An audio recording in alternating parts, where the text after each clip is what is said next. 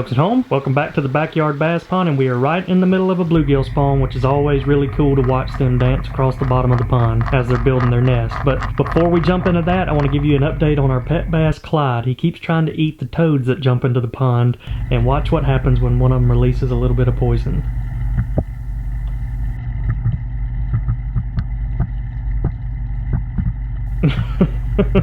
He's going to be just fine, and I don't think that's going to stop him from eating them. So it's funny, it seems like nature's all synced up together. Right whenever the toads come in and start mating around the pond, that's when the bluegills started their spawning process. And you always know that ritual starts whenever they start spinning in circles. We've got our three biggest bluegills here. The one in the front and center is Hyde, and you'll notice Jekyll coming in on the right side. Now both of these are big females, but they're both fighting for the male bluegill, which has that really orange belly. Most of the time, if you see the bluegills with the really bright colors, those are the males.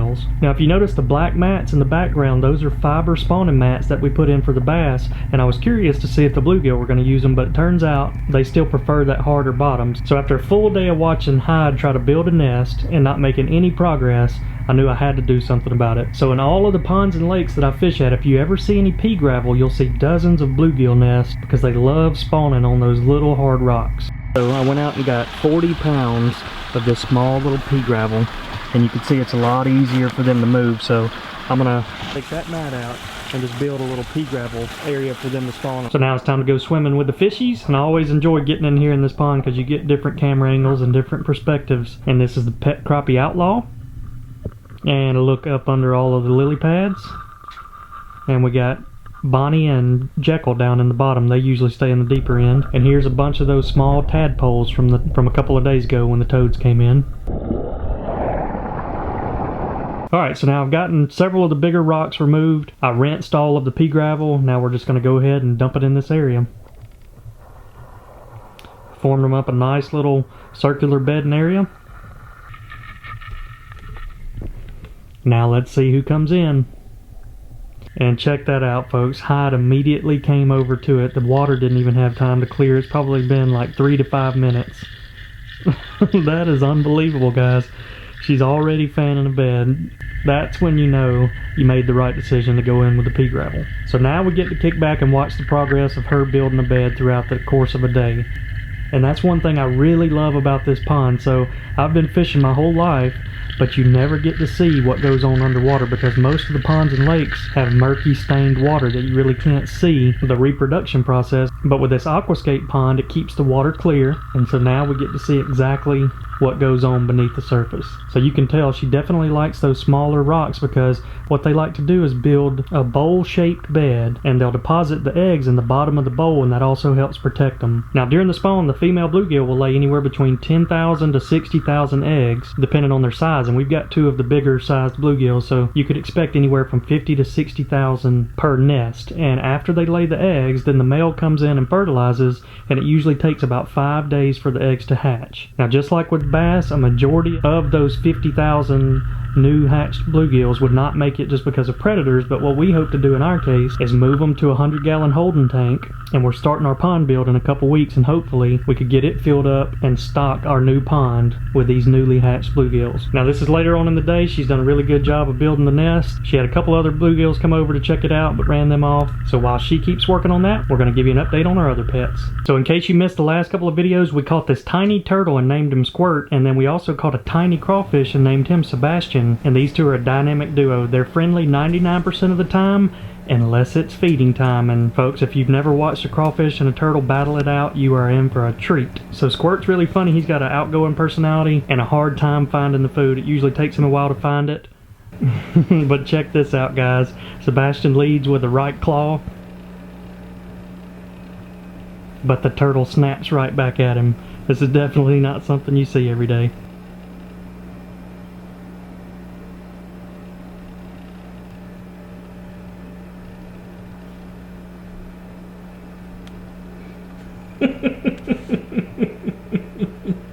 So the turtle normally gets his food and takes it to higher ground so that he can eat in peace. But Sebastian the crawfish has an appetite like Moby, and he is not playing around when it comes time to eat. So we got the tank water just a tad too high right here, and it's tough for Sebastian to reach those floating pellets.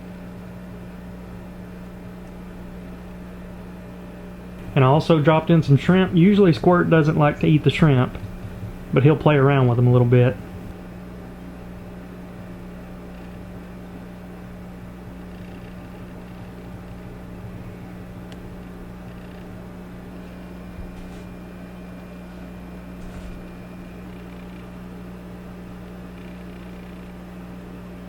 And round 2 is up. Sebastian's definitely winning the fight, but the turtle is definitely getting more food. And so I was feeling bad for Sebastian, so I dropped some sinking pellets in. And wouldn't you know it, he goes and climbs the rock. And the turtle comes over and finds the food. Squirt's just always in the right spot. Alright, he finally caught up to a piece of food. It's pretty cool to watch. They have like 100 hands and can eat pretty fast. So folks, now you can tell everybody you saw a turtle and a crawfish fight. Gotta hit the subscribe button for that one. Now it's time to feed Mr. Moby in our 300-gallon aquarium.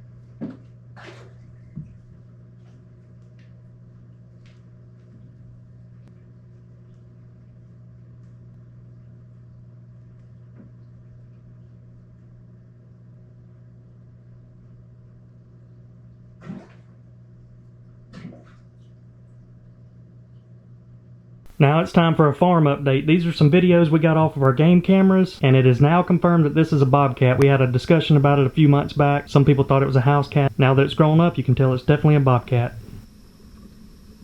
And this is something you don't get to see every day. 2 raccoons fighting.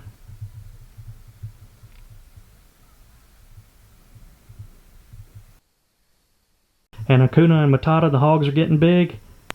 They just lay down and wait on the food to come to them. And a little bunny rabbit, Sarah's favorite. Now I got Milo out here with me on the tractor today. We're going to be doing a little bit of planting. And as always, the egrets, or white cowbirds, are going to follow us around. Alright folks, out here at the farm planting some wildlife crops, and you can see I got my flock of white egrets that hang out with me every time I plant. But what I'm going to do is I'm going to do a soybean plot right down here in this area, and then we're going to do corn rows up here for the deer and birds, and then all of this area is going to be planted in brown top millet and wildflowers, and that'll be for the doves, quail, and turkeys. So about to get to planting. So we're about to plant the soybeans first. There you go. All right, time for a planting update. So this is the strip of sunflowers we put in right here. All of them are starting to come up really nice. Corn's starting to come up. You can see we let Sarah plant this row. It got a little crooked right there in the beginning, but she straightened it out. And as you can see, it doesn't take the deer long to find anything. The brown top millet came in really good. You can see it's really nice. And then this is our little soybean field over here for the deer. It's starting to come up. We've gotten plenty of rain. And you can tell the deer love their new soybean field. They're out here frolicking around in it. And it looks like a buck that just started to grow his antlers is coming to check it out. Alright, since this is such a stressful time for the bluegills, we're going to feed them and fatten them up. And I got just the person to help us do that. Sarah's got some crickets and worms. You ready to throw some crickets in there? Yeah. Alright. Set up. Yeah, you can walk right out here and set them down right there on the edge.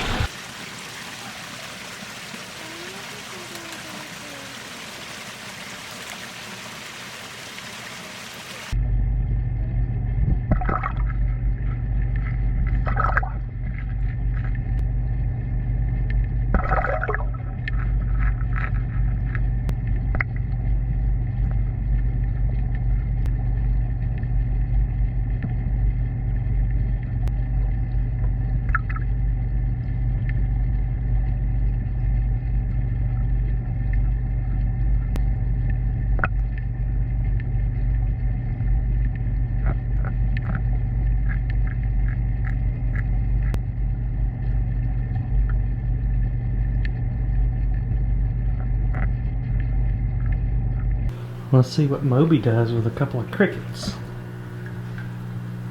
He doesn't have a clue what a cricket is.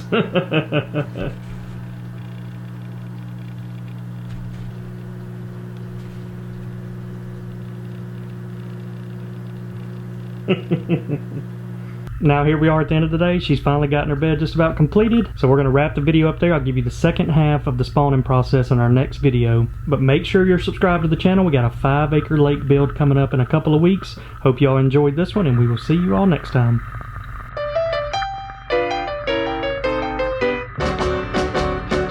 Bonnie and Clyde were pretty looking people, but I can tell you people, they were the devil's children.